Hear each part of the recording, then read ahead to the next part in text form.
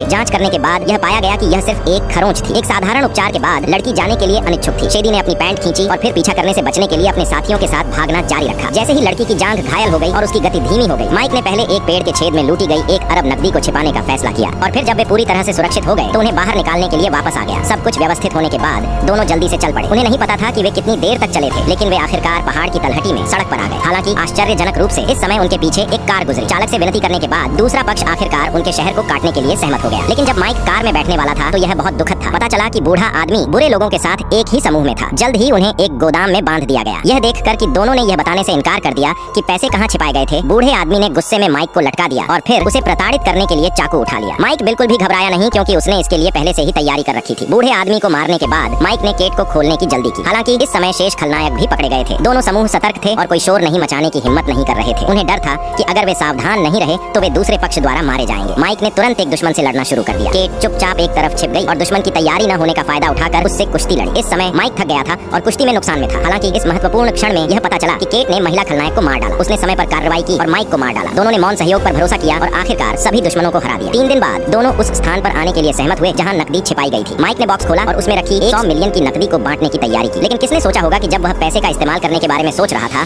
तो केट ने अचानक एक पिस्तौल निकाली और माइक को एक ही गोली मार दी। उसके दिमाग में पैसे से ज्यादा कुछ भी महत्वपूर्ण नहीं है। इसके अलावा वह सिर्फ एक आदमी है। उसके पास सबसे कम कमी है पुरुषों की। अंत में केट ने अकेले ही 100 मिलियन की नकदी ले ली। फिर अगर तुम्हें लगता है माइक गलत था तो लाइक करो, और अगर केट गलत थी